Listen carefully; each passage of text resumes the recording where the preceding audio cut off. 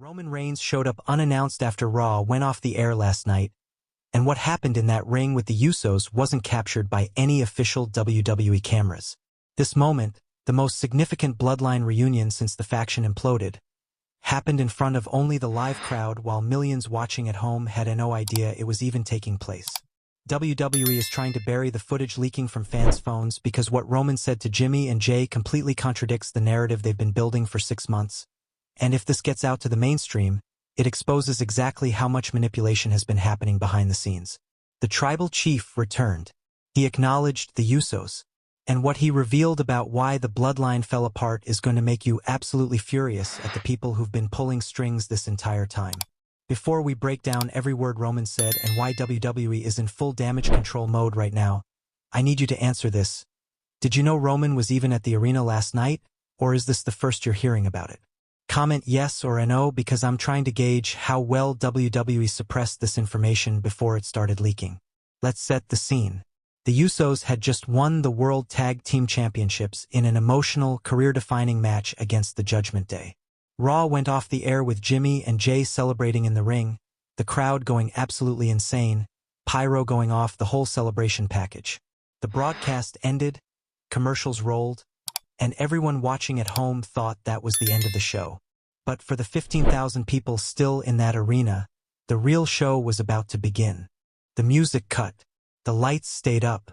Jimmy and Jay were still in the ring, both men exhausted, emotional, barely able to stand after the war they'd just been through. They were soaking in the moment, taking pictures with fans, doing the full post-show celebration routine that happens after big title changes. Then the production team did something strange. They killed all the music. Complete silence in the arena except for the crowd noise. Jimmy and Jay looked confused, looking around trying to figure out what was happening. Even the commentary team had left, so there was no one to explain what was going on. That's when the entire arena went black. Complete darkness for maybe 5 seconds that felt like an eternity. People started pulling out phone lights, murmuring, confused about what was happening. Then a single spotlight hit the entrance ramp, and Roman Reigns walked out. Quick question. When was the last time you saw Roman Reigns on WWE programming before last night? Drop the date in the comments if you remember. The explosion of noise from that crowd was deafening. Roman hasn't been seen on WWE television since May, over 7 months of complete absence. No appearances, no social media, nothing. He'd vanished after the bloodline imploded, after Solo Sikoa kicked Jimmy and Jay out, after everything fell apart. And now here he was, walking to the ring with purpose, that tribal chief energy radiating off him even though he wasn't in his ring gear, just street clothes, looking like he'd made a last-second decision to show up. Jimmy and Jay's reactions were priceless. Shock, confusion, and something that looked like fear all flashed across their faces. They had no idea Roman was coming. This wasn't planned, wasn't rehearsed, wasn't part of any storyline. This was Roman making a spontaneous decision to address his cousins after their biggest victory. Roman climbed into the ring slowly, deliberately. He didn't rush. He walked right up to Jimmy and Jay. Then Roman did something nobody expected. He smiled. Not the cocky tribal chief smile, but a genuine, proud, emotional smile. And he started speaking, no microphone, just loud enough for the people close to ringside to hear. Thankfully, multiple fans captured audio on their phones, and the footage has been spreading like wildfire for the past 12 hours despite WWE's attempts to contain it. Comment right now. Should Roman have stayed away, or was this the perfect time for him to return? I need to see where everyone stands. Roman's first words, according to the clearest audio recording, I've been watching everything, and I need y'all to know something important. He paused, looking emotional in a way we've never seen from the tribal chief character. Then he continued, what happened to the bloodline, what happened to US, wasn't your fault. It wasn't my fault. We were manipulated. We were used. And I've spent 7 months trying to figure out exactly who was pulling the strings. Boom. Right there, Roman just confirmed what conspiracy theorists have been saying for months. The bloodline's implosion wasn't organic storytelling. It was orchestrated by someone behind the scenes. Roman went on, Solo turning on y'all? That wasn't Solo being ambitious. Someone got in his head, convinced him that he deserved to lead the bloodline, that he was being held back by us. Jacob Fatu showing up and immediately aligning against us? That wasn't coincidence. Someone brought him in specifically to create division. The crowd was silent now, everyone straining to hear what Roman was revealing. Even Jimmy and Jay looked shocked, like this was news to them too. I left because I needed to find out who was behind it. I needed proof before I came back and made accusations. And I found it. I know exactly who's been working against the bloodline from the inside, who's been feeding information to our enemies, who's been making sure we stay divided. He didn't name names. That's the infuriating part. Roman said he has proof but didn't reveal who the traitor is, which means this is either about to become the biggest storyline in WWE or it's about to get very messy if the person he's talking about is a real backstage power player. Trivia break. How many days did Roman Reigns hold the Universal Championship during his record-breaking title reign? Bonus points for the exact number. Roman turned his attention specifically to the Usos, and his tone changed from angry to proud. What y'all just did out here tonight? That's what I'm talking about. Y'all were disrespected, counted out, buried by people who should have been building you up. And you didn't complain, didn't make excuses. You just went out there and proved everyone wrong. He pointed at their championships. Those titles right there? Y'all earned those 10 times over. And anyone who says different doesn't understand what it means to be bloodline. We don't get handed opportunities, we take them. We don't wait for permission, we take what's ours. The crowd started chanting bloodline, bloodline, recognizing that this was a reunion moment, that Roman was acknowledging Jimmy and Jay as family again, not as subordinates or helpers, but as equals who'd proven themselves. Jimmy finally spoke up, his voice cracking with emotion. Yus, where you been? We needed you. We've been out here getting killed while you just disappeared. Roman's response is what's making this whole thing so controversial. I couldn't come back until I had the full picture. If I came back too early, whoever's been sabotaging us would have just kept operating in the shadows. I needed them to think the bloodline was finished, think they'd won so they'd get comfortable and make mistakes. And they did. I've got everything I need now. Poll for the comments. Who do you think is the traitor Roman's talking about? Producer? Wrestler? Executive? Drop your theory. Jay spoke next. So what now? You back? We rebuilding the bloodline? Because if we doing this, we doing it right this time. No more power trips, no more one person calling all the shots. We family, we do this as family. That statement was massive because Jay just set a boundary with Roman, something he never did during the original bloodline run. He was saying they'll reunite, but only if it's on equal terms, not with Roman as the dictator and them as followers. Roman nodded slowly, and what he said next is going to be analyzed for weeks. The bloodline never needed a tribal chief. It needed a family. And I was so caught up in being the head of the table that I forgot what made us strong in the first place. It was us, together, having each other's backs no matter what. This is Roman Reigns admitting he was wrong. The character who's been insufferable and egotistical for 3 years just showed genuine humility and growth. The crowd was eating it up, many people visibly emotional at seeing this vulnerability from Roman. So here's what I'm proposing, Roman continued. We rebuild the bloodline, but different this time. No tribal chief, just family. Jimmy, Jay, you're the tag team champions and you run that division. I'll handle my business in the singles division. We support each other, we protect each other, but we're partners, not a hierarchy.